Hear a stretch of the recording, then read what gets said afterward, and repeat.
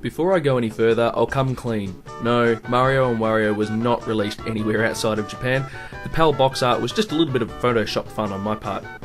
I have no idea why it was a Japan-only game, since it was one of the only games made especially for the Super Nintendo mouse, and there isn't a single word of Japanese in the entire game. According to Wikipedia knows everything, it was actually developed by the Game Freak Studios, who would later go on to have a bit of success with some little game about monsters in your pocket or something, I don't know. Pika pika. What there is of a plot makes little to no sense whatsoever. Wario, just, because he's nasty, drops stuff onto the heads of Mario, the princess, and Yoshi, so that they won't be able to see where they're going. Okay. If they can get to Luigi, he can pull said object off. Apparently, they can't do it themselves. To guide them to Luigi, your mouse cursor takes the form of a little fairy named Wanda. She can use her magic wand to make the blind character change direction, make blocks appear or disappear, dispose of enemies, and all the other stuff like that.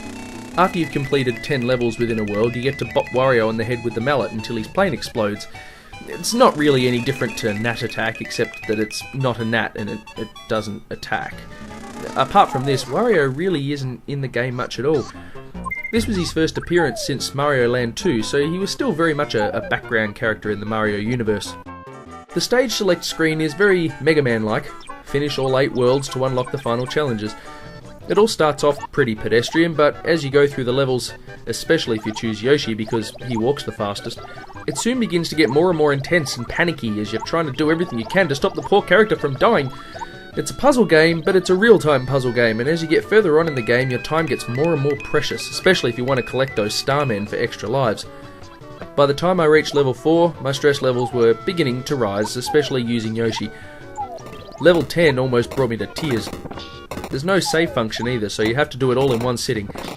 Having said all that though, the level design is very clever, and you do get that really good "I did it" feeling after completing a tricky challenge. The real star of the game though is the mouse itself. This is a game that'd be practically impossible to play with a control pad. It's a mystery why Mario and Wario never made it out of Japan.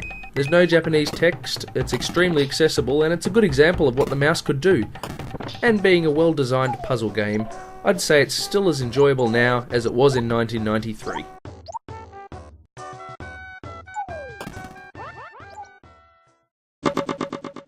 I hadn't played this in years.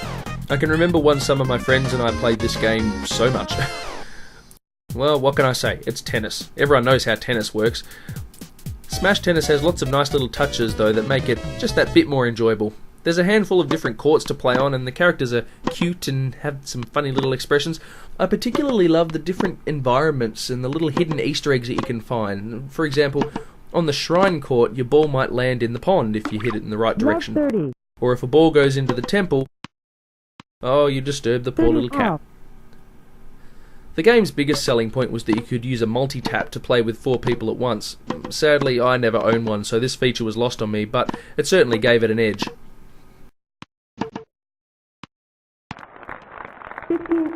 I reckon this is about as good as a 16-bit tennis game could get.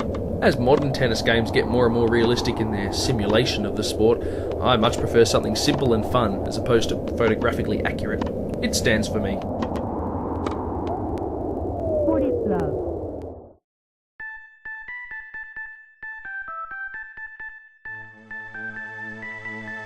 Pocky and Rocky, known in Japan as Kiki KK, was a game I'd seen many times in magazines and wanted to play. Like Legend of the Mystical Ninja, it's extremely Japanese in its presentation and themes. There's some dumb plot about goblins taking over the bodies of other goblins or something. Oh, I don't know, I wasn't really paying attention. The surprising thing is, even though it looked like some kind of Zelda adventure game in the screenshots, I was quite surprised to realise that Pocky and Rocky is in fact a shmup. You choose to play either as the Temple Maiden or as a Tanuki Goblin. They're both exactly the same, except for the fact that Pocky shoots ceiling paper and Rocky shoots leaves. And once you've chosen your character, you move through the areas, shooting everything that gets in your way. I've got to admit, even though I think this game looks wonderful, and I am pretty partial to some random Japanese weirdness, I just couldn't be bothered with Pocky and Rocky, I'm afraid. It reminds me of a two-dimensional version of games like Sin and Punishment, and I couldn't really get into that either. For what it does, it's pretty good, it just didn't really do it for me, I'm afraid. Okay, I'll admit it, I was never a Mortal Kombat fan. I was a Street Fighter guy through and through. Back then, confessing your allegiance to one or the other was about as important as whether you were a Nintendo or a Sega fan. Speaking of which, this game was a big divider across the consoles. As you can see, the Super Nintendo version clearly has nicer graphics and sound, but the Mega Drive had a secret code that let you see blood. Isn't it crazy to see how far we've come? Or is that how far we've fallen in 18 years? This was the most controversial game ever made in its time, and Nintendo's strict control over content on its machine meant that Midway wasn't allowed to include all the gore in the Super Nintendo version. I can remember the thing I used to find cool about Mortal Kombat wasn't the blood and the gore, but the fact that these were real actors we were playing as. That was something really different. It gave the game a bit more of a hard edge to it. This wasn't a cartoon, this was real, dude. One thing I'll say is you simply cannot play this game in the same way you play Street Fighter, and I think that's why I find it so difficult. All of my Street Fighter strategies are rendered absolutely useless in the Mortal Kombat universe. I especially hate that there's a separate button to block. I can never remember to use it. Each hit seems to do a lot more damage as well, and the bouts can be over really quickly compared to a Street Fighter battle. Honestly, I can't really tell you whether this game stands the test or time because I really suck at playing it. I mean, I really suck at playing it. I even played it on easy mode and I had trouble just getting past the first couple of guys. I don't know, the collision detection seems iffy. Sometimes I'd do a move perfectly within range and it would just miss. And the AI is cheap, and to be honest, I just didn't really like the game. But I suppose it would still hold some fun for people who loved it back in the day. I'll give it a sitting, but it's hard to say because I had so much trouble playing it. I did manage to pull off Sonya's fatality though. Hooray for me.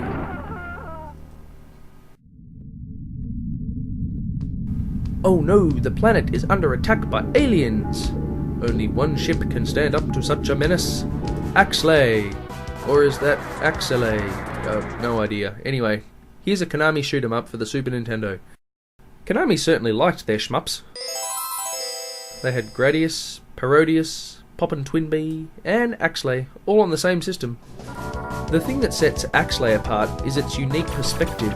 Due to some clever Mode 7 trickery, Axelay actually has a horizon. It took me a while to get used to this, but there are some really cool effects that take advantage of this interesting viewpoint. Every second level is a more traditional side-scrolling shmup, but the horizon levels are much more fun in my opinion. There are a couple of really cool bosses, and each time you beat one you get access to a new weapon that you can choose to install, or you could just stick with the old ones if you want.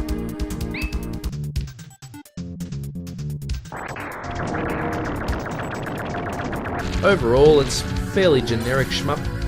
As is usual for this time of game, it's rock hard even on easy mode, and you'll be using every trick in the book to not get hit while trying to dish out as much damage as possible. The more I practiced at the levels though, the better I got at them, so practice does make perfect with Axelay. This game mainly stands out due to its excellent visuals and music. For fan of shoot 'em ups, this would still stand the test of time. If this kind of game sets your teeth on edge, probably give it a miss. Next week, there's games from, the Super Nintendo, the Mega Drive, and the PC Engine? Wow, variety. Rock on. Peace out.